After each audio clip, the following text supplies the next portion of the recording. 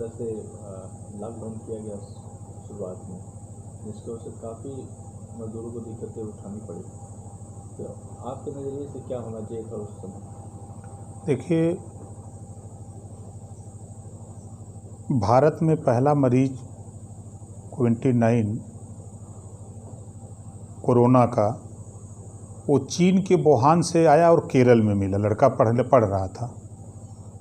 तो जनवरी के 30 जनवरी को जब केस मिला तो उसी समय एक हफ्ते का टाइम दे करके केंद्र सरकार को सबसे पहले एयरपोर्ट बंद कर देना चाहिए था कि जो लोग बाहर से आए हुए लोग हैं वो बाहर अपने देश चले जाएं, अन्यथा हम 7वें दिन 7 फरवरी को हम एयरपोर्ट बंद कर देंगे।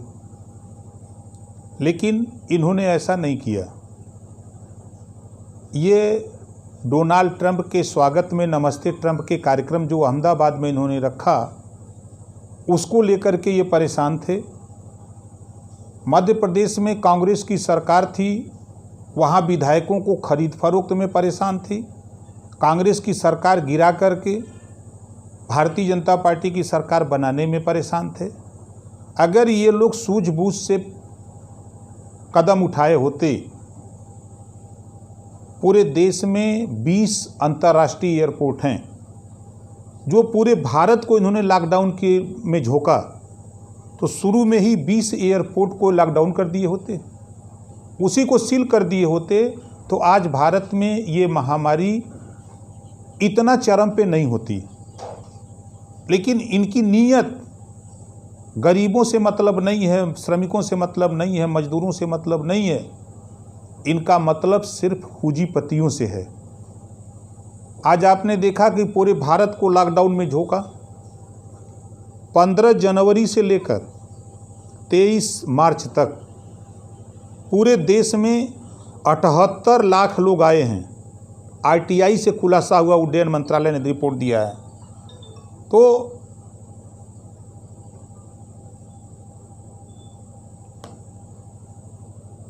78 लाख लोग जहाज़ से भारत में आए एयरपोर्ट पर, जिसमें 26 लाख लगभग लोगों की स्क्रीनिंग हुई। 62 लाख लोग लगभग पूरे देश में घूम रहे हैं, आज भी घूम रहे हैं। ऐसे लोगों की स्क्रीनिंग नहीं हुई, तो कोरोना तो वो फैला रहे हैं। तो ये देश की केंद्र की सरकार कोरोना फैलाने के लिए उनको छोड़ दिया। डोनाल्ड ट्रंप के साथ हजारों लोग आए, क्या उनकी स्क्रीनिंग हुई? लाखों मजदूरों को जुटा करके अहमदाबाद में स्वागत किया गया नमस्ते ट्रंप के नाम से। क्या वहाँ जो बाहर से आए हुए लोग थे वो कोरोना, मैं तो कहता हूँ डोनाल्ड ट्रंप कोरोना को लेके आए अहमदाबाद। आज पूरे भारत में सबसे ज़्यादा अगर पेशेंट हैं कहीं, हाई कोर्ट ने अगर उंगली उठाया तो अहमदाबाद के सिविल हॉस्पिटल पे उंगली उठा करके का काल कोठरी है, और देश में सबसे पहले मलेक्ट्री लगी है तो अहमदाबाद में लगी है।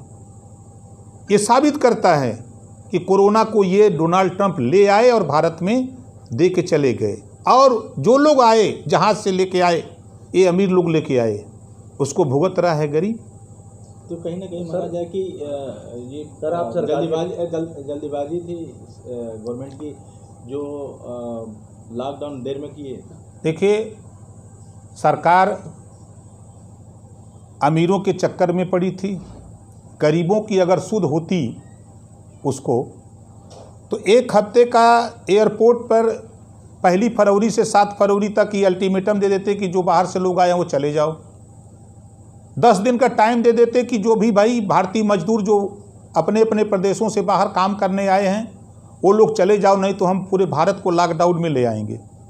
लेकिन ऐसा इन्होंने नहीं किया, और लॉकडाउन जब घोषित करते हैं तो 4 घंटे का टाइम देते हैं, और जब थाली और ताली बजाना होता है, दिया जलाना होता है कोरोना भगाने के लिए, मतलब देश में, मैं क्या कहूँ, दुनिया में दवा का छिड़काव हो रहा है और भारत में थाली पिटवाया जा रहा है कि थाली पीट दो कोरोना भाग जाएगा। और अभी उनका एक राष्ट्रीय महामंत्री बयान दिया है कि जिन लोगों ने थाली नहीं पीटा इससे कोरोना बढ़ रहा है। अब इससे बड़ा दुर्भाग्य क्या होगा? कैलाश विजयवर्गीय का बयान है, राष्ट्रीय महासचिव हैं। दुर्भाग्य है, इन्होंने जानबूझ करके आज जो बलिया हो, आजमगढ़ हो, मऊ हो, गोरखपुर, महाराजगंज, कुशीनगर या उत्तर प्रदेश की बात हम करें, आज जो पेशेंट मिल रहे हैं, आज ये पेशेंट नहीं होते। अगर ये शुरू में ही लोग अपने पैसे से चले आते, इनको पैसा नहीं देना होता, लोग शुरू में चले आए होते जब कोरोना की संख्या 1 थी, 2 थी, 10 थी, 100 थी, जब 500 संख्या थी तब इन्होंने ट्रेन नहीं चलाया, बस नहीं चलाया।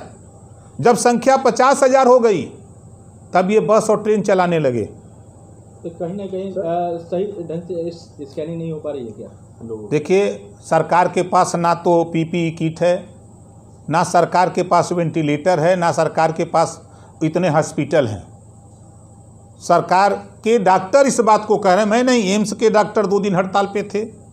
अभी जिस एशिया का सबसे बड़ा हॉस्पिटल, सिविल हॉस्पिटल अहमदाबाद, 11 घंटे वहाँ की पूरी स्वास्थ्य टीम हड़ताल पे थी। बड़ा मनवाने के बाद ना तो उनको उनकी सुरक्षा के लिए न पीपीई किट मिल रही है, न मास्क मिल रहा है, कुछ नहीं मिल रहा है। बादा में डॉक्टरों ने हड़ताल किया। पूरे आप अपने बलिया में देखिए, स्वास्थ्य अस्पताल में चले जाइए तो डॉक्टर रो रहे हैं, वार्ड बॉय रो रहे हैं, नर्स रो रहे हैं, कंपाउंडर रो रहे हैं। इनको इससे नहीं मतलब है, इनको इस कोरोना महामारी में लूटने की एकदम चकाचक काम हो रहा है। आपने देखा कि तमाम चैनलों पर मैंने देखा कि गुजरात में वेंटिलेटर घोटाला हुआ, आपने पीपी किट घोटाला देखा।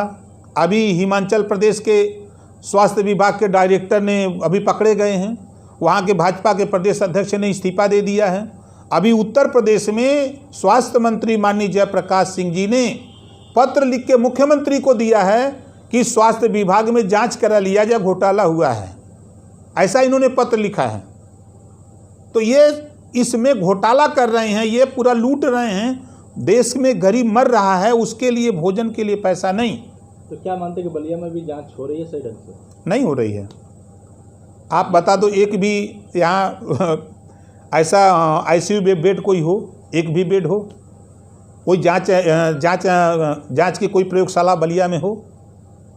कुछ तो नहीं है। सर, देखा जा रहा है कि जो ये महामारी पूरे विश्व में स्तर से लेते भारत तक में आई है, इसमें सबसे ज़्यादा जो प्रभावित हुए हैं गरीब मजदूर ज़्यादा हुए हैं, जो देखा जा रहा है खबरों के हिसाब से या जो सूचनाएँ आ रही। पैदल चले, उनके पैर फट गए, कुछ बीमार पड़ गए, कुछ एक्सीडेंट हो गए, तो किसी के बच्चे इधर से उधर गए, किसी का एक्सीडेंट हो गया। तो आप इसको किसका जिम्मेदार मानते हैं? इसको जिम्मेदार किससे मानते हैं आप? केंद्र सरकार को जिम्मेदार मानते हैं। क्यों? समय रहते इन्होंने अगर ट्रेन चला दिया होता, समय रहते ये बस चला दिए होते। जब कोरोना जनवरी में पहली 30 जनवरी को मिला, ये फरवरी में अगर चला दिए होते तो आज ये नौबत नहीं आई होती। ये अमीरों के चक्कर में, अमीरों के साथ ऐश करने में ये केंद्र सरकार, मुझे तो आश्चर्य आता है। मैं आपको दिखा दूंगा, वीडियो अभी दिखा दूं। उत्तर प्रदेश के मुख्यमंत्री, उत्तर प्रदेश के विधानसभा अध्यक्ष और 2 मिनिस्टर, शहीद की लाश पड़ी हुई है और उस लाश के बगल में सटे हुए बैठ करके हंस रहे हैं। मैं आपको अभी वीडियो दिखा देता हूं, देखिए, आपको भी आश्चर्य होगा कि ये भाजपा का कल्चर है, ये चेहरा है कि जहां शहीद होकर के सीमा पर शहीद होकर हमारा जवान आया है, उसके यहाँ ये हंसी मना रहे हैं, ठट्ठा मार रहे हैं बैठ करके। इससे बड़ा शर्म की बात क्या हो सकती है? इनको उससे नहीं मतलब। पैदल लोग आ रहे हैं। अभी अगर कांवड़ यात्रा होती तो टेंट लगा करके भोजन देते, पानी देते, इनको शरबत पिलाते। लेकिन आज वो गरीब सड़क पे पैदल चल रहा है, भूख से मर रहा है, पानी नहीं मिल रहा है। बच्चे पैदल चलते चलते पाँव में छाले पड़ रहे हैं, पाँव सूज जा रहा है, ये इनको नहीं दिखाई देता है। और ये 1 साल का जश्न मना रहे हैं। 80 मजदूर भूख से मर गए ट्रेन में। ट्रेन चल रही है गोरखपुर से, बीटी से गोरखपुर चली गई उड़ीसा, बीटी से ट्रेन आ रही है बस्ती चली गई गाजियाबाद, 40 ट्रेन भटक गई। और ये बुलेट ट्रेन, तो दुर्भाग्य है कि सौभाग्य है कि बुलेट ट्रेन नहीं चली, नहीं तो वो जापान लेके चली गई होती। तो यहाँ के माननीय विधायक बीजेपी को कहते हैं कि कोरोना बलिया की ऐसा एटमॉस्फेयर है कि यहाँ कोरोना जैसे रोग है वो भी सही हो जाएगा, उसकी मूवमेंट चेंज हो जाती है। मूवमेंट चेंज हो जाएंगे, एनवायरनमेंट यहाँ का ऐसा है, यहाँ का वातावरण ऐसा है कि ठीक हो जाएगा। क्या कह रहे हैं आप? देखिए, जो गरीब कमज़ोर लोग हैं